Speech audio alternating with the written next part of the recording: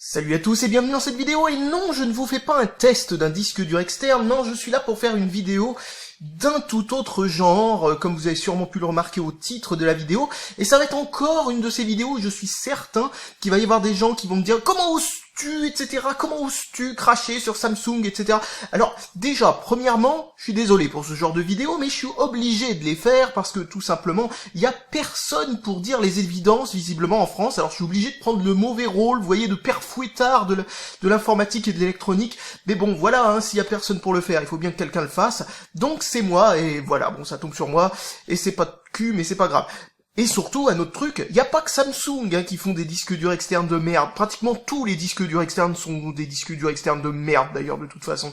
Donc, sincèrement, c'est pas contre Samsung, c'est contre les disques durs externes à plateau. C'est de la grosse bouse, mais à un point pas possible. Et quand je dis ça, d'ailleurs, j'ai l'impression d'être le Jean-Pierre Coff de l'électronique, mais non, c'est pas ce que je veux dire. C'est vraiment de la merde.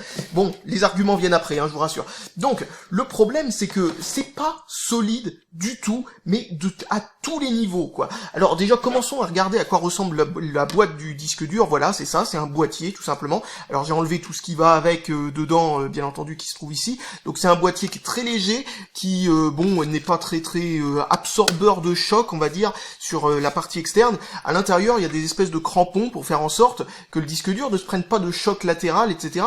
Mais les chocs de haut en bas, comme ça, sont pas du tout absorbés, étant donné que les prises sont ajustées avec le rebord du disque dur, enfin du boîtier, quoi. Et donc du coup, ce qui fait que, bah voilà, comme les prises sont directement vissées dans le disque dur, et bien juste un choc sur les prises, etc.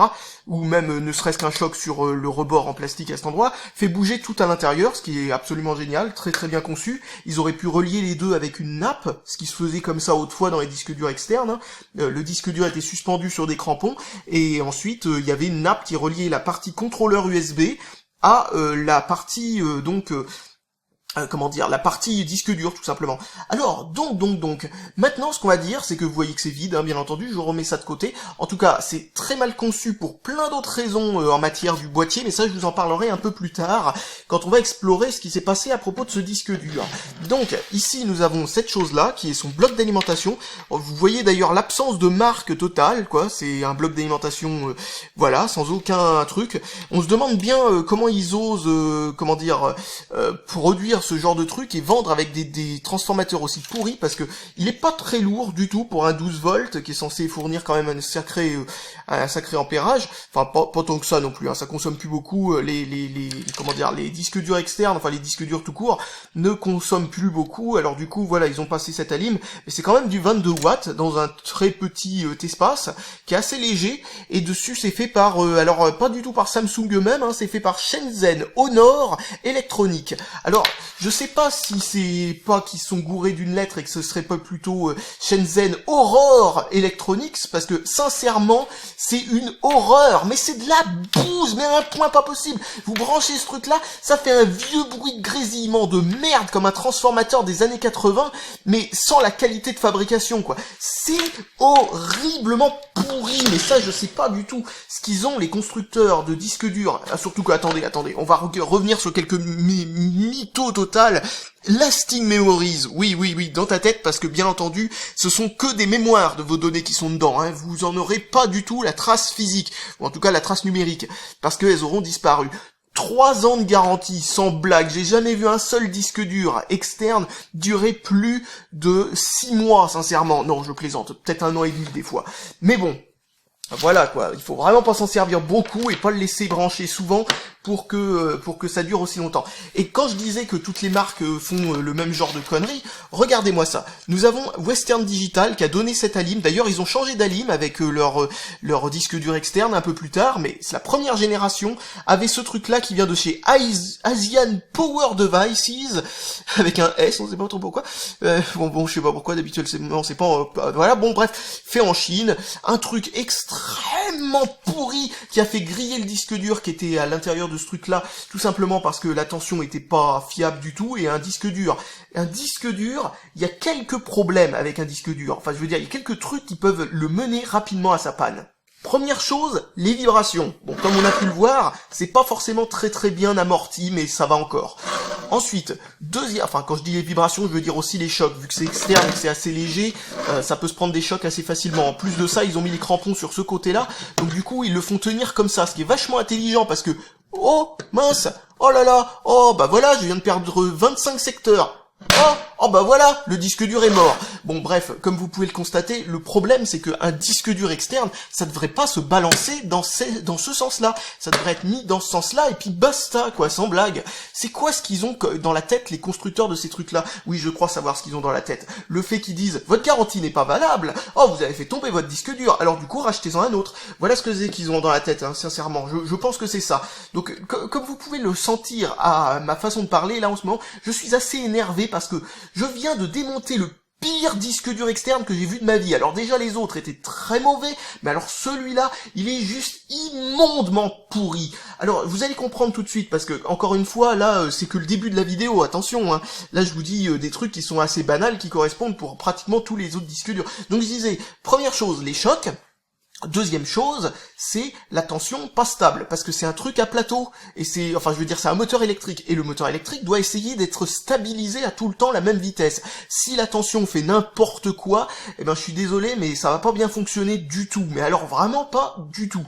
Et la troisième chose, c'est la chaleur. Et le problème avec ce truc-là, c'est que, comme vous le voyez, c'est très mal ventilé. Il n'y a pas de ventilateur, bien entendu, mais ça, en même temps, on s'en fout. Mais comme vous le voyez, voilà les seules aérations qu'il y a. Deux petites grilles microscopiques sur le dessous du truc qui est complètement obstrué par ce qu'il y a à l'intérieur, et une toute petite grille ici sur le côté. Non mais n'importe quoi, quoi. Je suis désolé, c'est pas suffisant, et vous allez comprendre tout de suite que ça ne l'était vraiment pas du tout. Alors, on va maintenant parler de ce disque dur spécifiquement. Donc, de ce disque dur, pas de ce modèle, de celui-là et de ce qui lui est arrivé. Et vous allez voir à quel point c'est symptomatique de tout ça. Alors voilà ce qu'il y a à l'intérieur d'un disque dur externe. Nous avons un disque dur Seagate, là par exemple, hein, ça peut être un Western Digital, peu importe, que vous voyez, un disque dur standard, hein, tout aussi bête que ça, hein, c'est vraiment un disque dur comme ce qu'il y avait en interne. C'est exactement, strictement, identiquement les mêmes. Donc voilà, bon, ça, il n'y a pas de différence du tout là-dessus. Ce qu'on va faire maintenant, c'est que, vous voyez, visser avec deux vis sur le côté, ici, vous avez ceci, plop. C'est juste un adaptateur Serial ATA vers USB 3, en l'occurrence, dans ce cas-là. Donc, USB 3 donc, et donc vous voyez donc les prises ici une autre prise, deux condensateurs ici, ok, et pratiquement rien en électronique. D'ailleurs pratiquement rien non plus dans ce qui concerne la protection électrique dedans, genre un fusible ou un truc comme ça pour protéger des surtensions. Rien, il y a des petites résistances un peu partout, hein, à certains endroits, notamment une résistance de 0 ohm à cet endroit-là qui peut faire office de fusible, mais justement une résistance n'est pas un fusible, et justement elle l'a bien prouvé cette truc-là, parce que le disque dur s'est pris des séquelles monstrueux du fait que ce truc-là a grillé. Vous voyez d'ailleurs à quel point ça a chauffé. Hein. Bon, bref, passons sur ces trucs-là. Donc cette chose-là, c'est juste un tout petit contrôleur de merde. Hein. C'est rien, hein. C'est un composant microscopique. C'est justement ce composant-là, uniquement ce composant-là microscopique qui fait moins d'un demi-centimètre carré. Et donc, ce composant transforme l'USB 3, l'USB 3 en Serial ATA. Bon, jusque-là, il n'y a pas de souci à ce propos. Et donc, ici, nous avons un disque dur qui, lui, se prend tout dans la gueule parce qu'il n'y a rien pour le protéger et que c'est lui qui doit utiliser ses propres protections. Donc là, nous avons une carte. Cette carte-là, c'est tout simplement le contrôleur qui transforme le Serial ATA en commande pour la tête et puis tout simplement l'alimentation des plateaux. Donc voilà, nous avons quelques composants assez complexes là-dedans, mais on va y revenir un peu plus tard. En tout cas, là-dedans, des composants ont grillé, notamment une diode et deux résistances de 0 ohm qui ont fait office de fusible et qui ont réussi à faire ce qu'il fallait. Mais vous allez voir que ça a bien chauffé là-dedans. Alors avant de regarder un peu plus précisément ce qui se passe à propos du disque dur, parlons de cette chose-là. Cette chose-là donc convertit tout simplement, comme je le disais encore une fois, l'USB en Serial ATA et vice-versa. Et c'est comme vous le voyez, c'est ultra basique, c'est ultra cheap, ça a été fait avec le moins de matériel possible. Et en même temps, c'est normal, on peut pas vraiment faire plus que ça, même si comme je l'ai dit, ils pourraient mettre des protections supplémentaires. Problème, j'ai lu sur les forums que ce téléphone... Qu'est-ce que je raconte? Grosse déformation professionnelle. J'ai lu sur les forums que ce disque dur avait un problème assez rigolo, c'est que le disque dur qui est à l'intérieur, ce truc-là, fait dans les 150 MO par seconde. Ce truc-là perturbe le disque dur, enfin je veux dire perturbe, c'est pas perturbé dans le sens de perturber, mais je veux dire il limite le disque dur, alors que c'est de l'USB 3, donc ça peut aller très très haut en vitesse, eh bien va jusqu'à 70-80 MO par seconde maximum. Vous vous rendez compte à quel point ce truc-là limite les performances, alors que même dans un truc USB 3 que vous achetez en Chine pour 2 balles, eh ben très souvent ça ne limite rien du tout. Rien du tout, ça fonctionne parfaitement bien comme si c'était un disque dur interne en USB 3. Donc bon, on sait pas trop bien ce qui s'est passé là-dedans. Et donc c'est cette chose-là qu'a grillé. Alors cette chose-là a grillé à cause de la lime, bien entendu. Donc du coup, si vous avez un disque dur externe, je vous conseille de vérifier la lime. Si c'est pas du Delta Electronics ou un truc du genre, enfin quelque chose d'à peu près convenable, changez-la tout de suite. Surtout si ça fait des bruits bizarres, changez-la tout de suite. Donc ce que je voulais dire par là, c'est que cette chose-là, eh bien, vous vous dites, elle est grillée. Bon, c'est pas grave, c'est juste un disque dur Serial ATA. Il suffit de le mettre en interne ou d'acheter, vous savez, un dock ou je ne sais pas quoi, et de le brancher dessus et ça fonctionnera. Pas du tout. Déjà parce que ça a grillé des parties du disque dur, mais même, disons que le disque dur est en parfait état, qu'il est en parfait état de fonctionnement et qu'il fonctionne donc comme s'il était neuf. Le problème, c'est que là-dedans, le composant qu'il y a dedans, eh bien, il ne fait pas que transformer du Serial ATA en USB 3, et c'est d'ailleurs pour cette raison, très certainement, que les performances sont moisies. Mais à un point pas possible, c'est très certainement parce que cette puce fait un truc entre les deux. Tout simplement, qu'est-ce qu'elle fait? Eh bien, elle crypte vos données, entre guillemets cryptées, parce que c'est pas vraiment crypté, il suffit de brancher un câble USB de ce côté-là, et hop, vous avez les données sans aucun problème. C'est juste que quand vous branchez le disque dur par cet endroit-là, vous avez obligatoirement besoin de ce truc-là, si vous voulez récupérer vos données. Extrêmement intelligent de la part de ces constructeurs. Alors certes, un système de cryptage, etc., je trouverais ça être une bonne idée, mais quand on ne l'active pas, par pitié, ne cryptez pas les données dans le disque dur. Mais qu'est-ce que c'est que ce truc de merde? Là, il y a 3 téraoctets qui sont partis en fumée, parce que, de ce côté-là, c'est crypté dans le disque dur, alors que, voilà, quoi. Enfin, bon, là, c'est pas réellement ce qui s'est passé totalement exactement, mais ce que je veux dire par là, c'est que ça, c'est des cas qui me sont, que j'ai pu remarquer un nombre de fois incalculable. C'est immonde comme pratique, c'est complètement débile. Donc, maintenant, revenons au disque dur, maintenant que j'ai parlé de ce truc de cryptage complètement stupide, chose que vous n'avez pas, bien entendu, si vous montez votre disque dur externe vous-même, vous achetez un bon boîtier avec une bonne alim, et ensuite vous mettez le disque dur dedans, vous vissez vous-même, etc. En achetant un disque dur d'ordinateur fixe normal, certes, vous en aurez pour un peu plus cher, mais votre disque dur sera plus en sécurité, et en plus de ça, vous n'aurez pas ces problèmes si la partie USB grille, vous pourrez récupérer vos données à l'intérieur du disque dur. C'est quoi ces idées à la con? Non mais sans blague, quoi. Donc maintenant, ce qu'on va faire, c'est qu'on va enlever la carte contrôleur du disque dur, la seule chose que l'on peut démonter sans détériorer les données, sans détériorer le disque dur, point final, parce que les plateaux on peut pas, mais ça on peut. Hop. Donc voici la carte contrôleur.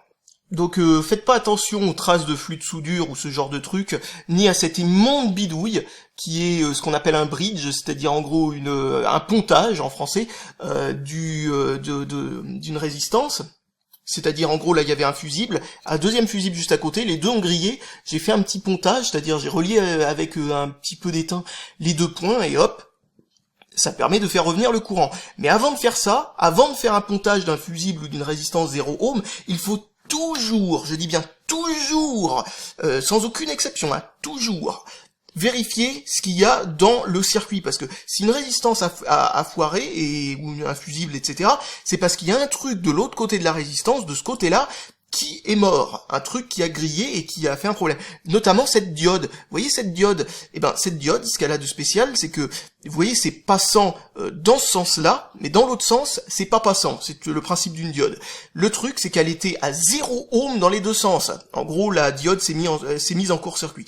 Donc, eh bien, il a fallu que je remplace cette diode par un truc qui n'est pas de la bonne valeur, d'ailleurs, justement, parce que j'ai pas retrouvé la bonne diode, impossible de trouver le truc, et ensuite j'ai ponté ça, et bon, par miracle, ça refonctionnait à peu près, mais malheureusement, le disque dur a connu beaucoup trop de dégâts supplémentaires au niveau peut-être du moteur électrique ou un truc du genre, il ne remarche pas comme il faut, quoi.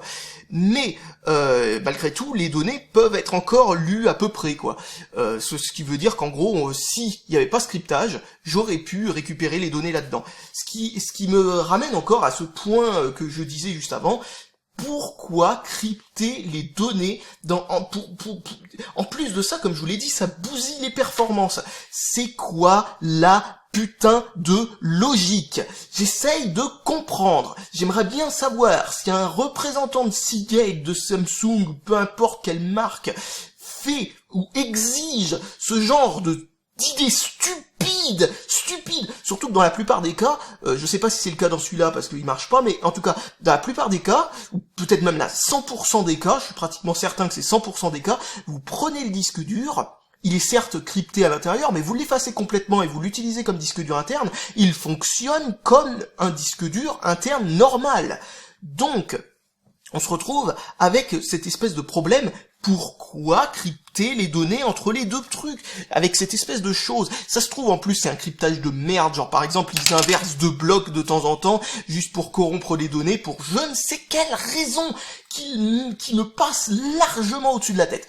Sincèrement, c'est d'une débilité absolue. Donc, vous voulez un disque dur externe? Eh bien, tout simplement, achetez un disque dur, le même genre de disque dur, encore une fois, pour ordinateur fixe. En plus de ça, vous aurez une garantie qui sera séparé du disque dur et du boîtier, ce qui aussi a aussi un énorme avantage numéro 2, c'est que Seagate a une garantie qui est excellente. Samsung, pas du tout.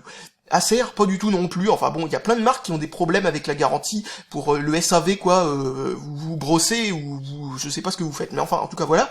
Mais Seagate, eux, ils ont une garantie qui est excellente, même si vous n'avez pas le ticket de caisse. Je veux dire, il vous faut juste le numéro de série du disque dur, ce qui est écrit sur le disque dur lui-même. Attendez, j'enlève ça parce que ça me gêne. Voilà. Donc, le disque dur lui-même, vous avez un numéro de série qui se trouve ici, là. Vous avez juste à le taper dans votre navigateur internet, etc. Ensuite, il vous donne un bon avec, vous savez, un truc pour tout simplement l'envoyer. Vous l'envoyez ensuite. En plus, c'est en France même que vous l'envoyez, donc ça vous coûte pratiquement rien. Vous l'envoyez au SAV, il vous en renvoie un neuf. Problème, quand ce sont des disques durs comme celui-là, par exemple, eh bien vous pouvez essayer de remplir le bon SAV si vous voulez. Eh ben ça ne marchera pas, parce que les disques durs Seagate qui sont pas vendus au détail, c'est-à-dire ceux qui sont vendus aux assembleurs de PC ou tout simplement voilà, ceux qui font des disques durs externes, etc., ne sont pas couverts par cette garantie Seagate. Donc vous pouvez vous brosser complètement, mais alors complètement. Il me semble d'ailleurs qu'il y a même un forfait récupération de données dans le truc que vous pouvez payer en plus de la garantie si vous voulez récupérer vos données pour moins cher que les entreprises de récupération de données qui se font des couilles en or dessus.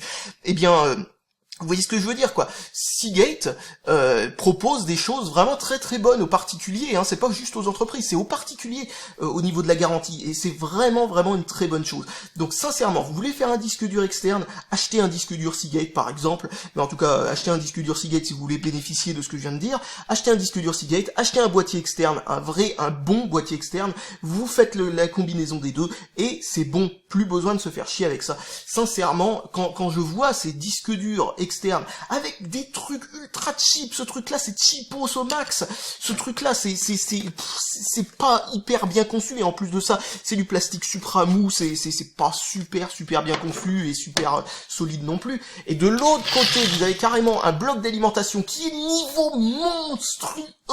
Sincèrement, je n'ai jamais vu plus mauvais bloc d'alimentation, même celui-là de chez Western Digital qui a provoqué une panne, et celui-là aussi a peut-être provoqué une panne d'ailleurs, mais celui-là de chez Western Digital qui a provoqué une panne, eh bien celui-là était quand même un minimum convaincant, quoi. Il faisait pas autant de bruit, etc. Enfin bon, celui-là est juste mais monstrueusement, stupidement foireux.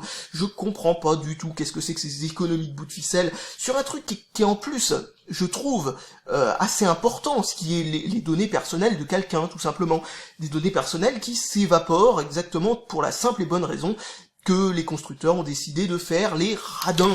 3 ans de garantie là-dessus, je suis désolé, mais s'il n'y a pas 100% de retour, je suis désolé, mais là, il y a vraiment un truc qui va pas. Il y a des gens qui ont vraiment beaucoup de chance dans le monde, quoi. Parce que, sincèrement, c'est un mauvais disque dur externe, et comme je le disais, encore une fois, tous ces disques durs externes, ou presque, sont très cheap à utiliser vraiment très très rarement. Ah oui, j'ai oublié de dire, le disque dur, une fois que je l'ai réparé, je peux accéder aux données smart.